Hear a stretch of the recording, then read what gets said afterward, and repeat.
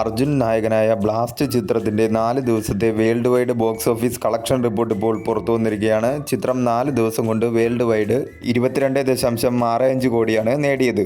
തമിഴ്നാട്ടിൽ നിന്നും 9.31 കോടിയും കർണാടകത്തിൽ നിന്നും 1.69 കോടിയും കേരളത്തിൽ നിന്നും 2.69 കോടിയും തെലങ്കാനയിൽ നിന്നും 1.62 കോടിയും ആന്ധ്രാപ്രദേശിൽ നിന്നും 1.47 കോടിയും റെസ്റ്റ് ഓഫ് ഇന്ത്യയിൽ നിന്നും 13 ലക്ഷം രൂപയും ഓവർസീസിൽ നിന്നും 5.74 കോടിയുമാണ് ചിത്രം 4 ദിവസം കൊണ്ട് വേൾഡ് വൈഡ് നേടിയത്.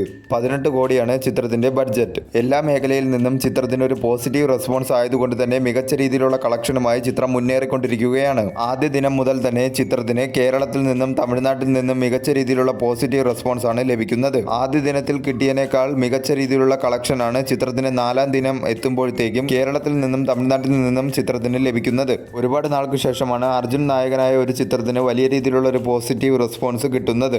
അത് ഈ ചിത്രത്തിന്റെ കളക്ഷനിൽ നിന്ന് തന്നെ വ്യക്തമാകുന്നതാണ്. തിങ്കളാഴ്ച ദിവസമായ ഇന്നും നല്ല രീതിയിലുള്ള ബുക്കിങ്ങും കളക്ഷനുമായി ചിത്രം മുന്നേറിക്കൊണ്ടിരിക്കുകയാണ്. വരും ദിവസങ്ങളിലും ചിത്രത്തിന് മികച്ച രീതിയിലുള്ള കളക്ഷൻ ലഭിക്കുമെന്ന് തീർച്ചയാണ്.